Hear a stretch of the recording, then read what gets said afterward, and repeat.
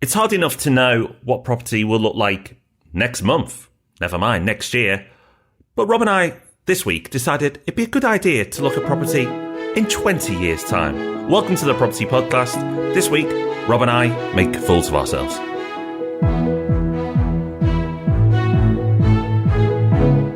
Yeah, we probably will, but you'll have to come back in episode 1200 and something or other to find out if we have or not. We're giving ourselves a pretty long time frame with the 20 years. But yeah, we're going to be putting ourselves out there and making some big predictions. We've also got some recommended reading for you. We've got a response to a listener on Twitter, which will be interesting. But first, Rob, I've come back to London and you're avoiding me. You've gone to the north. Yeah, it's like Rob's coming to London, right? To the north it is.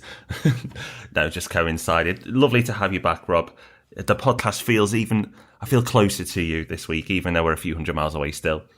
Yes, this week I've been in Manchester, Leeds, Liverpool, Warrington. So I'm doing the Northern Powerhouse proud this week. I had a really good week, actually. Been to see sites, developments, lots of meetings in really cool cafes and interesting parts of town. Doing big picture stuff. So I've really enjoyed my time. And the weather's been all right as well, which is important because I am British and that's what we obsess over. So a very good and productive week here in the north. But don't worry, I'm back in London tonight, so I'll see you for breakfast next week. We've got a lovely meeting, haven't we? Yeah, that'll be good. We've also got the Property Hub Summit in Manchester coming up, which is one of the reasons that I'm back. Also coming back is one of our quarterly webinars for magazine subscribers. So if you are a subscriber to the Property Hub magazine, you get access to our quarterly webinar just for subscribers only. We did one last quarter all about mortgages. We got an expert along to answer everyone's questions. That was great. This time, it's just us, but that's okay. We've got something really good lined up for you, we promise. So if you are a magazine subscriber, then you'll either have got an email already or you'll be getting one very soon, giving you access to that and inviting you along. If you're not a magazine subscriber, then get in quick. You might just make it in time to score an invite to this webinar, but you'll also get access to all the digital back issues and recordings of all previous webinars as well. So get over to thepropertyhub.net/magazine if you're not already on board. Pretty good value for a fiver, I'd say. Pretty good value indeed. Right, okay, Rob. Well, we talked about Twitter the other week, and it seems that people have started to tweet us, which is nice. Now, people have always tweeted us, and thank you for those who interact with us.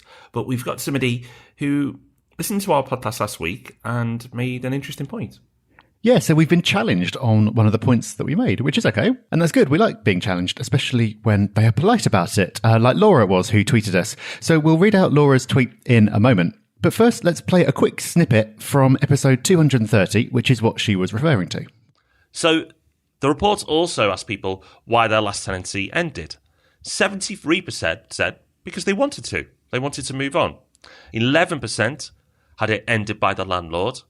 So again, lots of reports about landlords just kicking people out for the sake of it.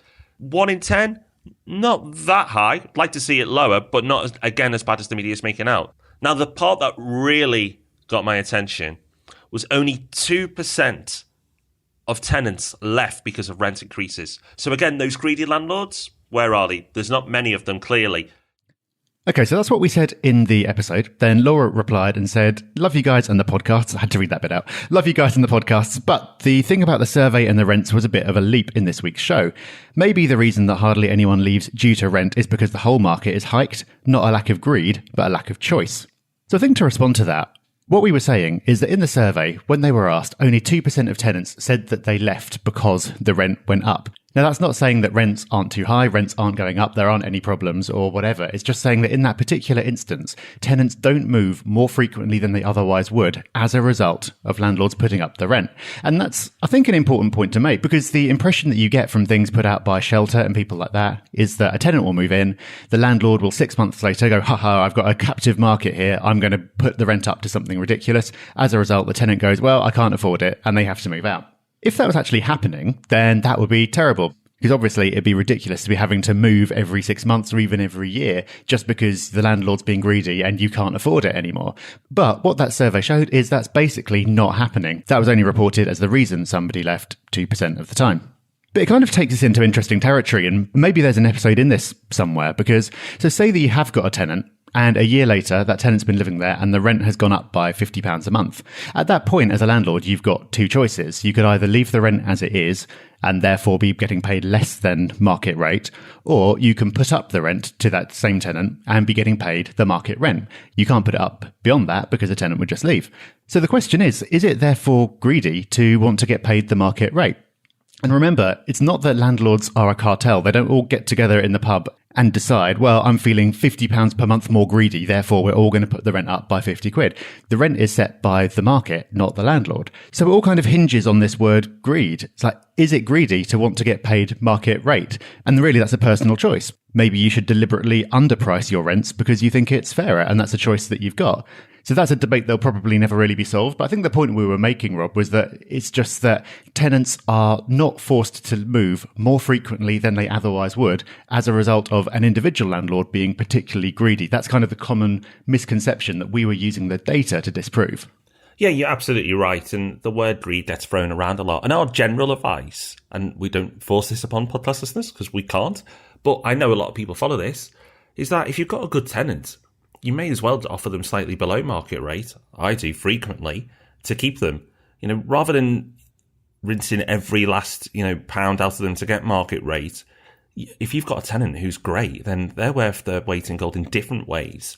And I think a lot of landlords take that view. But you're absolutely right, Rob. It's the market that sets the rate. A lot of people think landlords set the rates. And it's really interesting because you can flip this around the other way, because a lot of landlord groups have said, oh, well, now this change is coming in, we're going to all have to put rents up. Well, that's great, but if it's not what the market says, then you're not going to get those rents. It always makes me laugh the other way. Landlords cannot start charging £200 more than the market rate unless you create that cartel, Rob, that you alluded to, which doesn't exist for those people listening. So it's not going to happen. The market is the market. It's all based on supply and demand at that one point in time. There are different parts of the year when in cities rents rise and fall because of what's happening around when students are letting properties in city centres. Manchester being a prime example. Rents during certain parts of the year increase, and there's certain parts of the year where there's a lot more tenant activity. But if there's only so many properties, the rents go up. But also, conversely, it goes down at other points of the year because there isn't many tenants and there's still properties. So it's really interesting.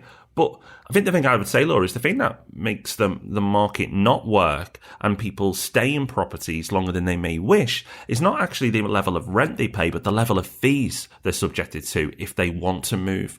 And I think once those fees come down or are removed completely, we'll see what the government does, then I think we'll see people move more frequently, and people who've wanted to move for a while will do so. I think while that presents challenges, it also means that the standard of accommodation offered will have to improve, because if you don't offer good accommodation, people will just leave. So I think it's a really interesting point you've raised. I think, Rob, you did a great job of explaining our position on it. But ultimately, it's the market that sets the rates, not greedy landlords or generous landlords. It's just the market. Yeah, exactly. And you're quite right, Robin, what you said about it working the other way as well. I quite enjoyed it when lots of landlords were giving it the big one around the time that all the tax changes were happening and sort of playing the victim card and go, oh, well, we'll just have to put our rents up. It's the tenants that will suffer because we'll have to put up our rents. And then rents went down soon after that. So, well, yeah, that's because it doesn't work that way. That defies economics. You can't just price things based on your own costs. It was lovely PR as well when they twisted it around to say it was tenant tax. I did enjoy that. I was like, oh, I'll see what they've done now. It's not landlord tax, it's the tenant's tax.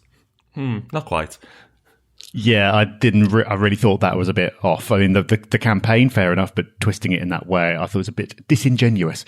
But yeah, really interesting topic. Maybe something that we'll come back to, because I do think the economics around that kind of thing is very much misunderstood. So thank you, Laura, for giving us the chance to talk about it now. We could have carried on for a whole podcast there, but it's almost like a 2-for-1 this week, because here's the main topic.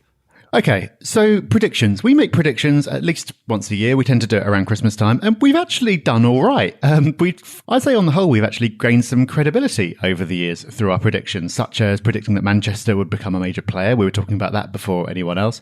We tend to have been pretty accurate with our calls about what percentage the market is going to rise or fall by. We've also at times, we must admit, made ourselves look a little bit silly. Normally by being early, and early is pretty much the same as wrong, let's be honest. So we called the end of the London bull run far too soon. But for some reason, we keep on doing it. We keep punishing ourselves by giving us the opportunity to look daft. And this week, we are taking it even further. Predicting what's going to happen in the next year, or even in the next week, like Rob said earlier, is not easy. Predicting what's going to happen in 20 years' time even less so. But it's a really interesting discussion. What will property investment look like in 20 years' time? That's what we're going to talk about. Not just so you can laugh at us in the future because we make ourselves look silly, but because by spotting some of these trends early, it kind of gives you an idea of where things are going and how you can position yourself to be ahead of the curve. So Rob, do you fancy making yourself look daft first? Yeah, so my first prediction is Skynet will have gone live and we all would have been eradicated. No, it's not. Don't worry, listener. That's probably not going to happen. My first prediction is a bit more serious, and it is that the buy-to-let market will be mainly for professional investors. So let me give you a flavour of what I mean by this. The days of dipping your toe into buy-to-let with minimal effort or knowledge are numbered. You could even say pretty much gone now. I think this is a clear evidence that the way the traffic for our Property Hub forum, which is a knowledge-based website, or the podcast has dramatically increased since the changes by the government to tax and legislation. Every time anything changes, our traffic boosts and stays high. And I think that's because it's not easy anymore and people need the knowledge, which is great for us because lots of people listen to the podcast. But in 20 years' time, we expect to see the buy-to-let market look more professional with fewer amateurs doing it for themselves. So there are professional PRS schemes that are built just for pension companies right now. And that's really a new phenomenon. In many cities, the first buildings are just going up. Belfast, for example, is having their very first scheme built right now. It's not even complete. London has several complete, as has Manchester. Many more are being built. And these blocks will never be sold. They're just built for the pension companies, and the pension companies will let them out to professionals. But I do feel that this service will start to be offered to individual investors as well. And they will buy one of these units before they're built, and they'll get long-term rental guarantees. Be careful, people offer these right now and they're not worth the paper they're written on. I think these will be professionally done, and these places will be of a very high standard to live. Now, there'll still be a place for investors if you're listening to this and going, oh God, we're not going to be able to operate in this market. Don't worry. I think a real example of how this will look is already here, and it's the student market. If you look at the student market 20 years ago, you could pretty much let anything to anybody. You know, you buy a property, you throw a couple of old smelly sofas in there, a few mattresses, and you get it let. That doesn't happen now because companies have come in who build purpose-built blocks who offer professional lets. There are still independent landlords operating, but the service they offer is far superior to what was before, and there is a lot more red tape surrounding HMOs and what you have to do to offer this type of accommodation as well. So, still a place for the independent landlord, just that they have to be more professional and offer a higher standard of service. That, I believe, will take time to happen, and it won't be overnight. Suddenly, 1 minute we're as we are, and then next year it's completely changed. It'll be gradual that most people won't even notice, but in 20 years' time, I think that'll be the landscape of the buy-to-let market. Yeah, I completely agree. And that's why we're talking about this topic now. It's so you can start to spot where things are going, because it's not going to happen overnight. There's plenty of time to adjust if you want to. But by seeing it early, and Rob, you're obviously seeing it earlier than most as a result of what you do, you won't be caught on the hop and you can adjust if you need to. And I think that links nicely into my first prediction as well, which is about the lines being blurred between property in hospitality. So it's very much like you said with the student market. The product has completely changed. The standard is a lot higher. What's being offered is a lot better. We're also seeing a boom in serviced accommodation with the rise of things like Airbnb. I think this is going to go further. I think we're going to see more and more flats, purpose-built normally, being offered with lots of services included. So I think it will have all your bills included. I think it'll have the internet included. I think there'll be a concierge. There'll probably be on-site leisure facilities and all sorts. And having all that bundled in for one payment. So basically, you don't have to worry about bills. You just pay your rent and that's it. And this isn't a very brave prediction because actually it's already started. This is sparked by, I saw an ad on the Tube the other day advertising a development in London, which is exactly this. You move in, it's not short term, it's still like a normal AST, the minimum term is 6 months.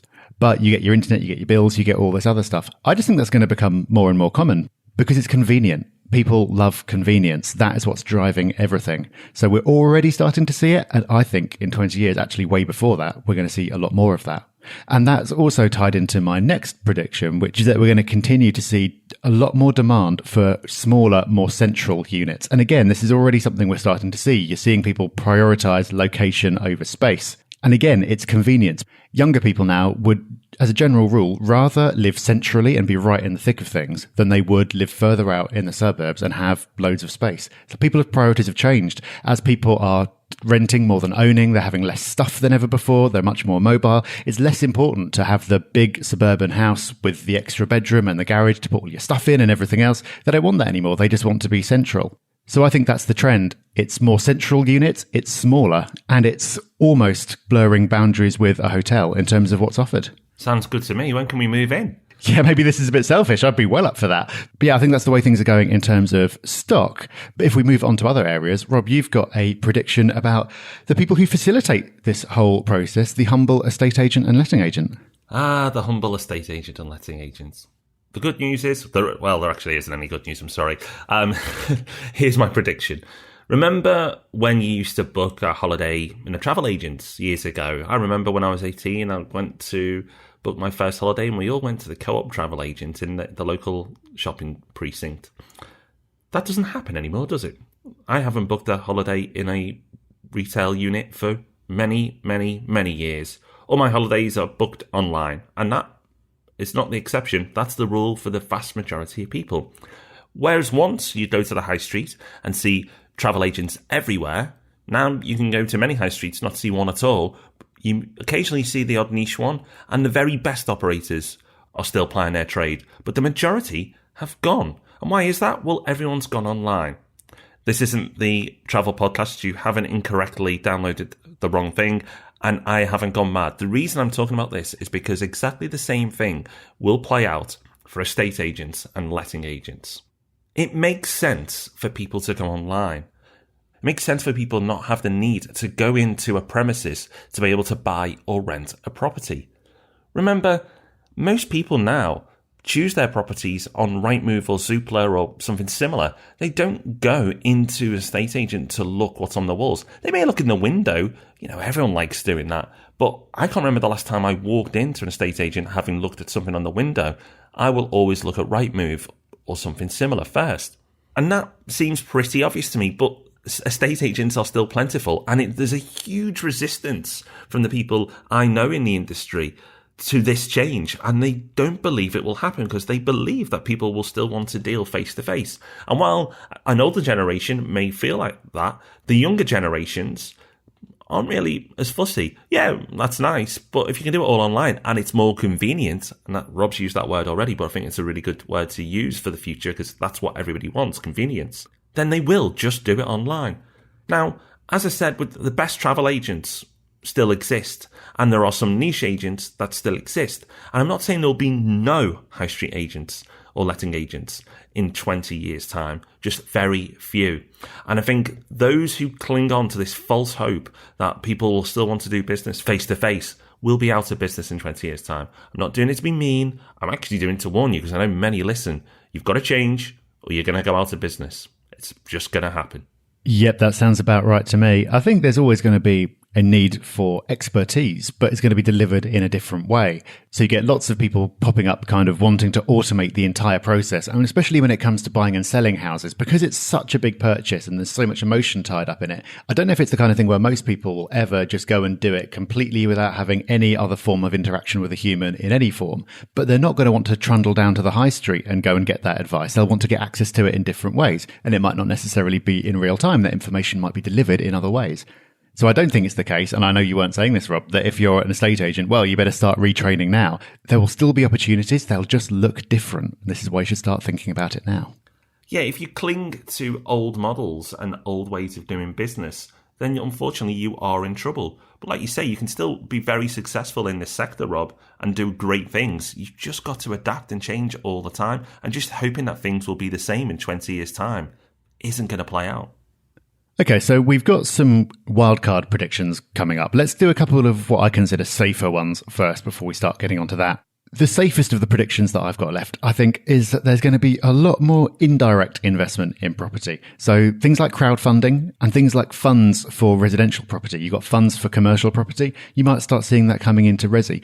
This is another safe bet because there's already a lot of innovation in this sector. Crowdfunding wasn't really around a few years ago, and it is now. It's not mainstream in any sense. It's extremely niche, but we're starting to see it. And I think this is going to be driven both by technology, but also by the fact that, as we've already said, direct investment in property is going to become more challenging. Because more knowledge is going to be needed and there's going to be more legislation, people who listen to this podcast are going to be really up for that and they're going to see that as an opportunity. But lots of people are going to be put off by it, but they're still going to want to participate in the safety and the perceived upside of property. So I think indirect investment, whether that's through funds or crowdfunding or whatever else, is going to eventually become a more mainstream proposition. You're going to see people owning shares in property in the same way that they own shares in companies now. Everyone does that. It's very accepted. I think eventually you'll see the same thing in property, maybe not in the next 5 years, but in the next 20, certainly. And the next one, which I think is a bit of a longer shot because it involves politics and who knows what's going to happen there, but it's something to keep an eye on, and that's mortgages. Are we possibly going to see lifetime or even intergenerational mortgages in the same way as you get in some other countries? Because unless future governments give up on the idea of propping up house prices, and that seems unlikely, they'll need to find a way of making it possible for people to keep on affording properties that are more expensive relative to their wages. Now, the only way you can really do that is to bring down the payments. You can't bring down the payments much further from where they are because interest rates are rock bottom. So the only way that you can really do it is to increase the time frame. So mortgages used to be for a maximum of 25 years. You're now seeing some for 35 years. Are we going to see mortgages that go on for longer or even that will outlive you? I think it's one to keep an eye on. I'm not certain about it at all because you just never know what's going to happen with governments. But the incentives for them to keep house prices high are so strong that I wouldn't be at all surprised if we see some changes in the mortgage market to keep that going rather than seeing things go back the other way. But we'll see. We will. So the majority of those we're pretty confident on. The last one may be one to watch, but I definitely see a shake-up in the mortgage market, Rob. I'm with you on that one. Now to our maybe a little wacky predictions, or wild cards as we're calling them. We've got a couple of predictions, one each here, that we're not saying will play out, just that we wouldn't be completely shocked if it happened. So Rob, we'll take one each.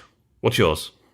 I think this one, perhaps we can file under wishful thinking. This is the one that I want to see happen, and this is an overhaul of the legal system.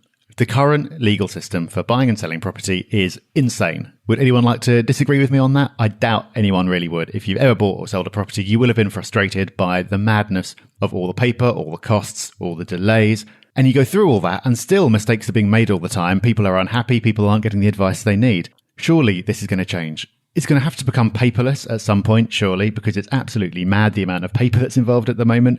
Maybe it's going to go further than that. Maybe you'll be using some kind of blockchain-based technology to prove ownership instead of having to scribble on a piece of paper and post that off to someone. Maybe it's going to be more automated. Maybe conveyancing solicitors are going to be, if not a thing of the past, then having to radically change what they do in the same ways we talked about for estate agents earlier. This is definitely the one that I'm most keen on seeing happening. I definitely don't think this is going to happen in the next 5-10 years, but 20 might just be long enough to see some changes there.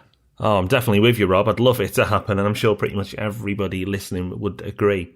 So while it's wishful thinking or a wild card, let's hope that one comes true. Actually, of all the things we've listed, that's probably the one we all want the most. Okay, so I've put myself out there. Your turn, Rob. What's yours? Okay, so again, just to repeat, I'm not saying I expect this to happen. I'm just saying it could.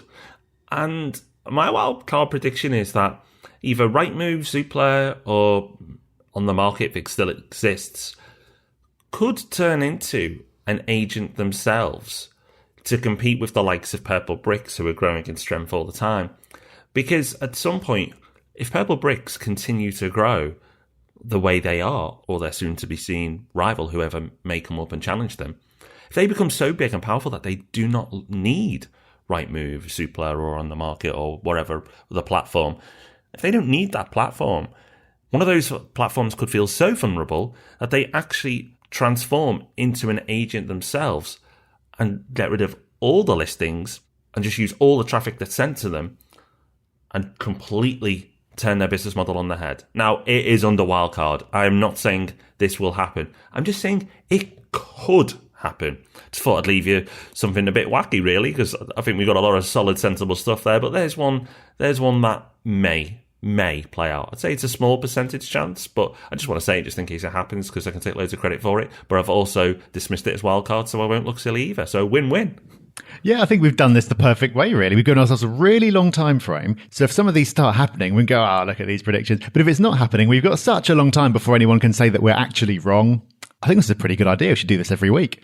It's also been a really good exercise, I think, to look at these trends, look at what's happening now and extrapolate out. I've really enjoyed thinking about this. I kind of came into it thinking it'll be a bit of fun, but actually it's been useful to look at what's happening, extrapolate out and think about things that we could be doing now to capitalize on how things are likely to be in the future. And hopefully it will have done the same for you too. Okay, so we've got our resource of the week coming up, and we'll let you know what's happening next week. But before we do, just a huge thanks to these wonderful people who've left us 5-star reviews. So the first one is from Tintin. I don't know if it's a cartoon character or a human being, but Tintin says, I love listening to this amazing podcast. I've been listening for over a year now, and I've heard every single episode. Bring back Rick. Not only has this podcast made me laugh out loud, but it's saved me loads of money by not signing up to expensive property courses. It's also given me the courage to invest in 2 properties so far at great knockdown prices, and I attend the monthly meetups, gaining more advice and new friends.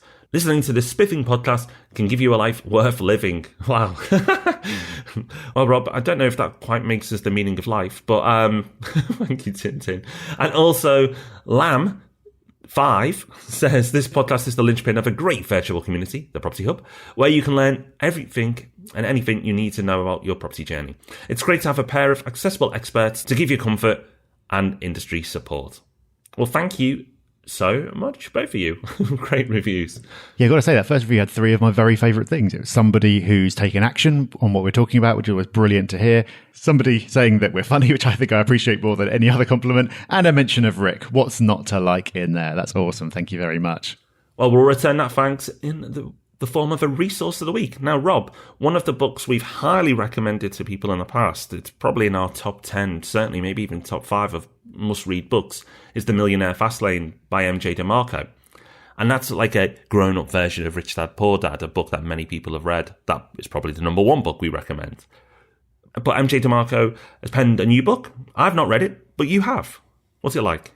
Yeah, I have. And thank you to listener Bjorn who emailed me about this. I got very excited when I saw that this had come out because The Millionaire Fastlane, despite the cheesy title and concept, is such a good book. So this went straight to the top of my pile. And I was not disappointed. So I'd say that if you've read The Millionaire Fastlane, then there's going to be nothing in this new one, which is called Unscripted, by the way. There's going to be nothing in there that is new to you. You're not going to learn any amazing tactics that will help you start a business in a way that you couldn't have done with the information from the previous book. But what this book does really well is make you realize that if you are thinking about entrepreneurship, property, business, or anything else, that you're on the right path. And it really emphasizes the importance of thinking in that way. The first half of the book basically is just like a big, long, extended rant about where most people go wrong and how entrepreneurship, even if it's the difficult choice, it's the right choice. Then the second half, it gets into the kind of material that was covered in The Millionaire Fastlane. So if you have read Fastlane, I wouldn't say that this was essential reading, but if you haven't, then this would be a really great place to start. He's a really interesting character. He's made his money. He's not one of these gurus. He's not out there on the circuit non-stop. He just pops up every few years with a really well thought through, inspiring read. And this is another one of those. And hopefully next week we'll be back with an inspiring podcast. So next week, we're looking at investing through a limited company. We've talked about limited companies quite a few times, and lots of people talk about, well, making that decision between investing in a limited company or through your own name or wherever, however you're going to go about it. Lots of people talk about that initial stage. But what's really lacking is what happens after you've made that decision? How do you invest through a limited company? What are the challenges that presents? Because it's a new way of investing, and most people are aware of the headlines. Okay, so if I do this, I have this benefit. If I do that, I have that benefit. But most people don't really know or understand what happens during the transaction, through financing it. There's a lot to it. And I think it's important that we just let you know all sides of it, really. And so that's what we're going to hope to achieve next week. Yep, it's going to be a good one. Is it going to give you the meaning of life? Maybe that's a bit of a stretch, but it's definitely going to give you lots of information that you can use to make smarter decisions and go further with property investing. That's what we aim to do. So you can go to the show notes for this week, which you'll find at thepropertyhub.net/property in the future to find some of the links that we were talking about. You could also go and sign up for the magazine if you want to do so in time for that webinar. That's at thepropertyhub.net/magazine. We'll see you on Tuesday for Ask Rob and Rob, and then back here again for the Property Podcast next Thursday. Enjoy your week. Bye-bye. Bye-bye. Thanks for listening to The Property Podcast. For show notes, all our past episodes, and to leave a review, go to thepropertyhub.net/podcast.